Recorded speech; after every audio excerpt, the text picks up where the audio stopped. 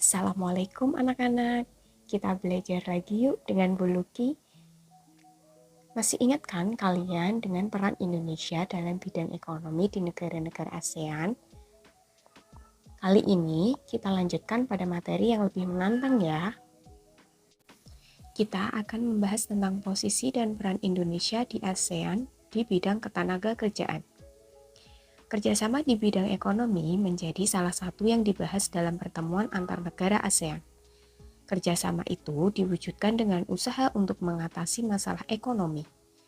Negara ASEAN telah menyepakati terbentuknya Masyarakat Ekonomi ASEAN atau MEA.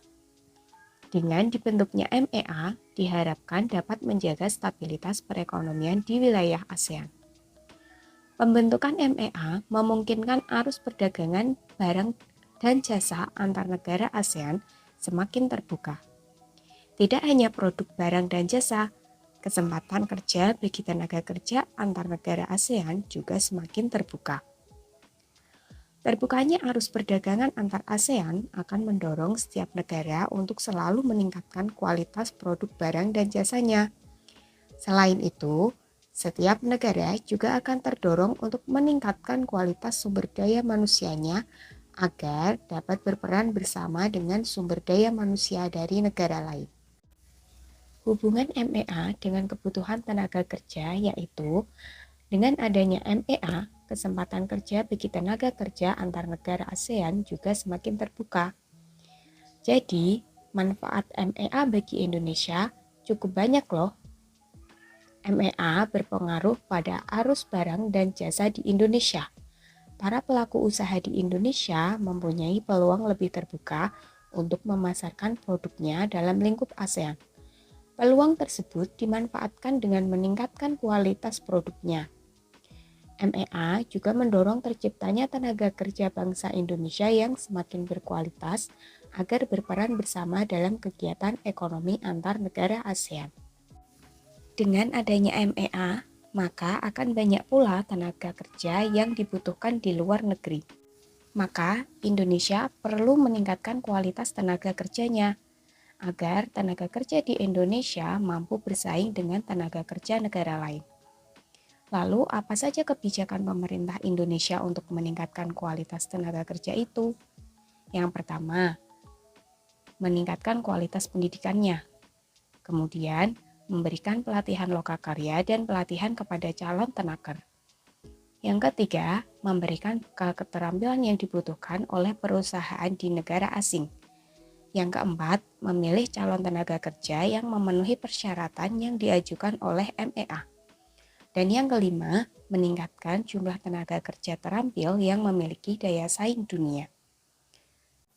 Jika bekerja di perusahaan asing, apakah berarti kita tidak cinta negara kita sendiri? Tentu saja tidak.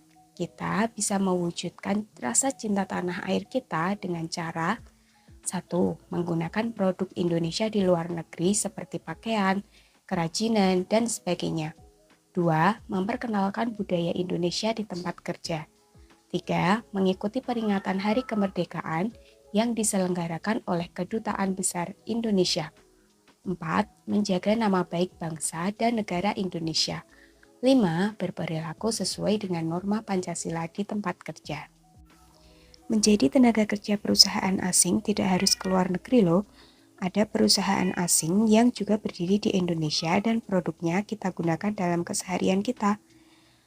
Namun, jika kita bekerja di perusahaan asing, kita harus memiliki kemampuan berbahasa asing yang memadai.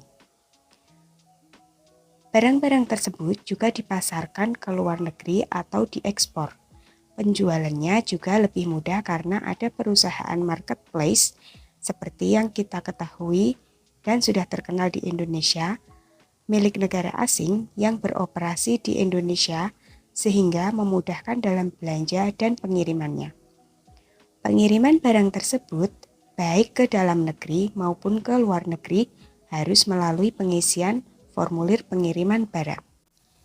Formulir pengiriman barang diperlukan ketika seseorang akan mengirim barang tersebut ke suatu tujuan tertentu.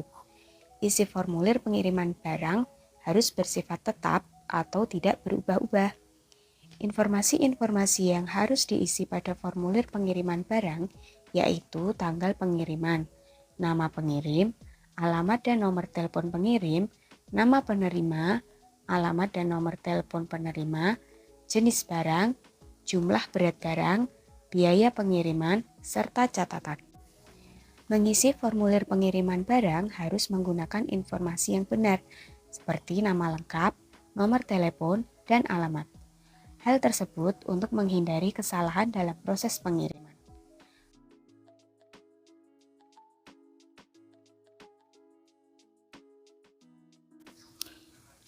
Sampai di sini dulu ya kita belajar. Sekian, wassalamualaikum warahmatullahi wabarakatuh.